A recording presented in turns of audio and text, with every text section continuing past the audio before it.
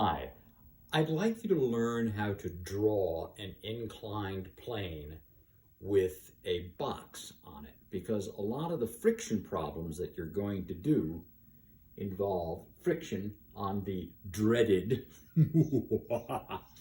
inclined plane. The plane. Mr. Rourke, welcome to Fantasy Island. So, I know that's way before your time. You've probably never seen that show. So, what I want you to understand in this relatively short video is the order in which we draw this, because teachers just stick it up on the board like you know precisely how to draw it. In fact, when I was quite younger than you, and I'm blocking this on purpose, a girl in art class had that on her paper, and I didn't know how to draw it. I had no idea the order in which you draw it. And she said, it's really easy. You draw a square, start in the middle of the square, and draw another square of the same size, and then connect all four edges. And then she went on to say, if you want these sides to block the other sides, then what you do is make these dotted.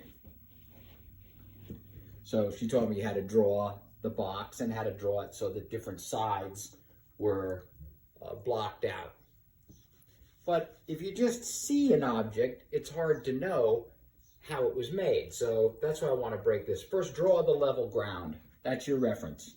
Level ground. And the equations that we will use, by the way, are Newton's second law, F net equals ma. And the force of friction is mu times the normal force. But the normal force is not straight up and down. It is perpendicular to the motion. So the next thing we draw is the box that's going to move. And we'll draw a little center of gravity marker in there. And I'm going to draw the axes for the box's motion in red.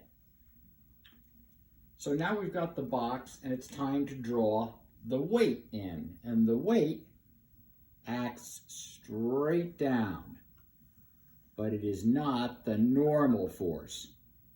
The weight is mg. The force of gravity is called weight, and it's ma, where a is the gravitational constant g at the surface of the Earth. We need to break this up into its two components. If this is theta, between the level and the plane, this is also theta, which you can figure out from similar triangles in geometry. And this is the normal force. It is perpendicular to the direction of motion, and it does not act straight down, which is the weight. It acts this way.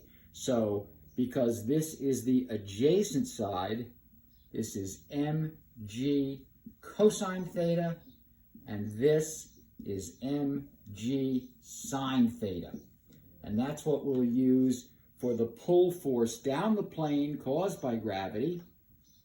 And mg cosine theta is going to be our normal force, which causes or creates which force?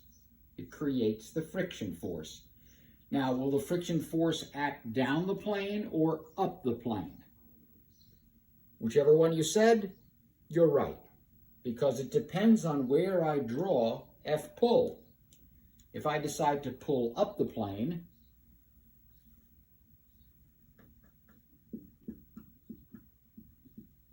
then my friction force will oppose me. It never helps. And the friction force will be mu times the normal force, which is mg cosine theta. I don't know whether this is mu static or mu kinetic.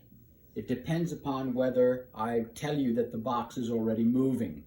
I might ask you will the box move all by itself if I don't pull on it?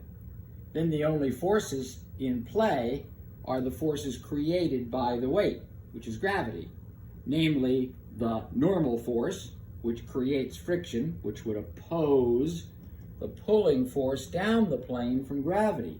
So in that case, if I weren't pulling on it, we would have a friction force that acted up the plane.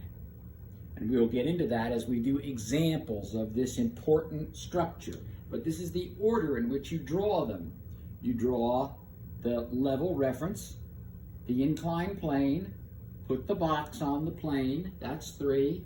Draw the weight, which is straight down. Draw the components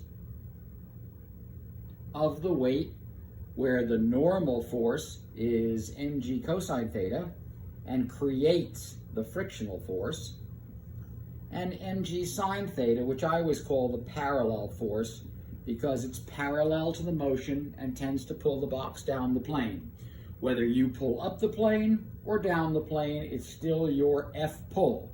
That's all that's required to enter into the game of playing friction on the dreaded inclined plane. More to follow.